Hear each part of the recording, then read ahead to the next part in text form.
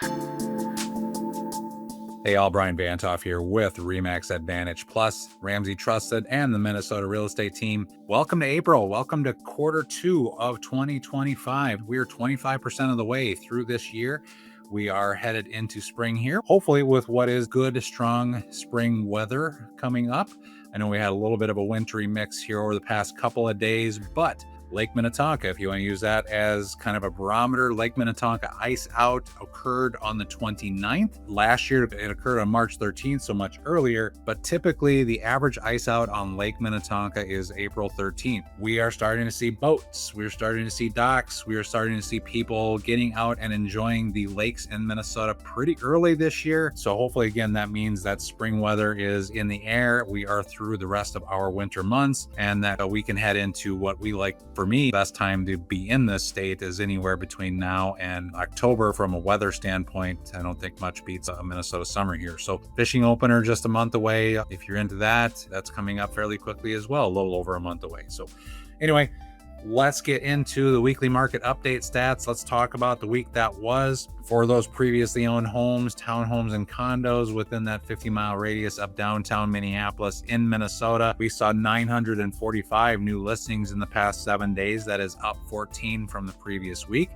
213 more than the same week last year. Last year, this week included Easter, so we did see fewer listings hit the market last year during this week just due to the Easter holiday. 262 of the new listings sold in that first week, which is a slower pace than what we had last week, but not by much. Of the 945 new listings, 653 were single family, that's up 18. 180 were townhomes, that's down 4. And 112 were condos, which is the same as actually the prior week. So condos were pretty consistent over the week, really so were townhomes as well. But kind of interesting, we have 447 coming soon listings on the market right now. That represents a significant increase from last week. That's 70 more than what we had last week on the coming soon listings. That's a pretty good indication that what we're seeing now is we're kind of really starting to kind of start the spring summer selling season. Just more listings are hitting the market, more buyers are going to be out there, and just more things really to kind of get this real estate market kick-started in a way that we've kind of started already, but things get very busy here over the next 6 months. 447 coming soon listing is a good number to help us kind of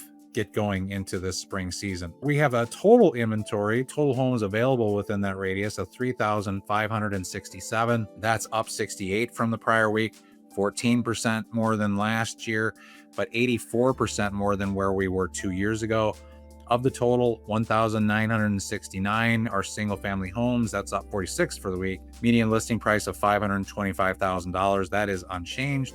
708 are townhomes. That's up 2. Median price of $316,000. That's up $1,000 for the week. 890 are condos. That's up 20 from the previous week at a median price of $215,000. That's up $5,000 from the previous week. 810 homes went from active to pending. That's up 41. 794 homes went from pending to sold. That is up 280 from the prior week. This includes the last Friday business day of the month, which is typically the best and busiest closing date for buyers and sellers. The last Friday of every month is always the busiest time for closing. Kind of keep in mind that's why the pendings to solds were so significantly higher from where they were the previous week. Mortgage rates. If we look at mortgage rates today, they are down by about 0.25% from where we were last week. They came down pretty significantly today, actually, when the stock market took a little bit of a hit from the tariff announcements. That helped mortgage rates. That's a significant move. This 0.25% drop is a very significant move compared to prior weeks when we've really been in a pretty steady range here for really kind of a fairly long time. Conventional mortgage rates for a 30-year mortgage should be around 6.5%. You might get a little bit lower, you might get a little bit higher, but most mortgage brokers will kind of be in that range. We are close to 0.25% lower than this time last month, more than 0.5% lower than where we were 3 months ago,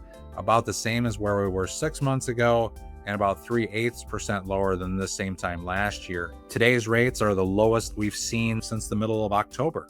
So we have seen a little bit of a trendward down in our mortgage rates. Showing activity dropped this week to 15,175 realtor scheduled showings within the 11 county metro area in Minnesota. The rain and snow over the past couple of days may have been what mostly impacted the slowness in the market. That maybe doesn't explain all of it, as that is the 15,175 is actually 1,400 fewer than the prior week. Last year's showing activity was significantly lower in the 13,000s range, really again just due to the Easter holiday, a Good Friday, Easter holiday, Easter Sunday. That really did slow down showing activity during this same time last year. So that's it for the weekly stats for the week. But now that we're through the first quarter of 2025, we can kind of go back and kind of look to see, okay, what did this most recent quarter look like compared to Q1 of 2024, Q1 of 2023? What's happening in the real estate market? How do we kind of look at that? So for discussion this week, I want to discuss what I'm seeing first-time home buyers running into in the real estate market, and then maybe talk a little bit about the move-up market as well. But I've had first-time home buyers purchase many different types of properties, whether they buy a condo, whether they buy a townhouse, whether they buy a single-family home. I've had move-up buyers buying those different types of homes as well. What I really kind of want to focus on is, okay, what do first-time home buyers typically look for when they're looking for a single-family home? What are some of the characteristics of a typical first-time home buyer home? And what I see, I'm just kind of throwing numbers out there just based on my past experience. Buyers who are buying first-time home buyer homes are buying homes that have 2,400 finished square feet or less. They're buying townhomes that have 2,000 square feet or less. So I kind of want to look at and examine what the first-time home buyer market looks like. Also then kind of correlate that against what the move-up buyers are running into, and just have a little bit of a conversation about that today. So again, I'm focusing on that 50-mile radius of downtown Minneapolis in Minnesota. For Q1 2025, we saw a total of 3,239 single-family homes closed. The median sale price was $346,000 with a price per square foot $203.43. If we compare that to Q1 of last year, there were 3,408 closed sales of single-family homes with a median sale price of $327,000 and a price per square foot of $198.63. This year, the pricing reflects a 5.8% increase over last year in the median overall price and a 2.4% increase in price per square foot. Now, that is for these homes that have less than 2,400 finished square feet. This doesn't include all of them. This just includes those first-time home buyer homes that are 2,400 square feet or less. If we compare the $346,000 median sale price and price per square foot of $203.43, if we compare that to Q1 of last year, when there's 3,408 closed sales of single-family homes with a median sale price of $327,000 and a price per square foot of $198.63. Q1 of 2023 saw 3,195 single-family homes at a median price of $320,000 and a price per square foot of $187.19. In the 2 years since Q1 2023, price per square foot has risen 8.7%, while overall median sale prices have risen 8.4%. So we're in that 8% range on appreciation for detached single-family homes that are with that 2,400 square feet or less. Kind of something to keep in mind. The lower end size range of homes, we've seen a pretty substantial price increase over the past couple of years, even with mortgage rates the way they are. The first quarters of the year aren't great for analyzing homes of over 2,400 finished square feet, as those tend to be those move-up homes.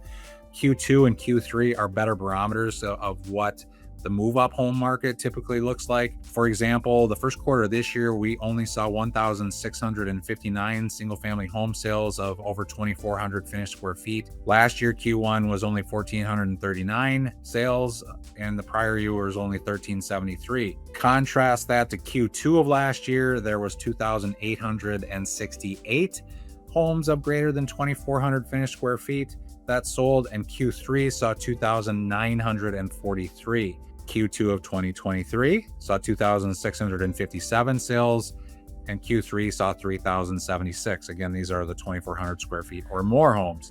For those of you who are looking to sell a home that has at least kind of that finished square footage, that should kind of be additional ammunition to understand that now is the best time. Between March and August is the best time for you as somebody who has one of those move-up homes that are a little bit larger to get out on the market, because what we see is generally about twice as many home sales occur in that market for that size of homes in Q2 and Q3 than what you see in Q1 for sure.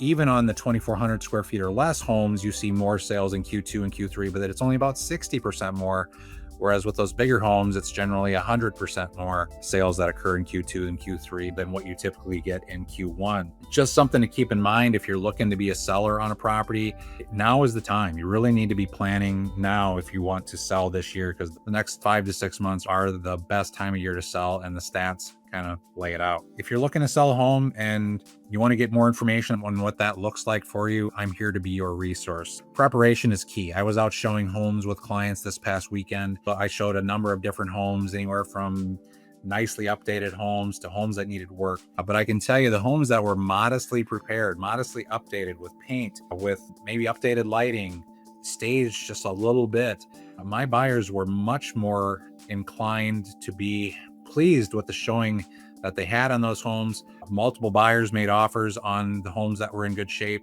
We also went to look at the homes that needed a lot of work, or not even a lot of work. They just needed modest work. They needed paint, they needed flooring, they needed light fixtures. But overall, they were in really good condition.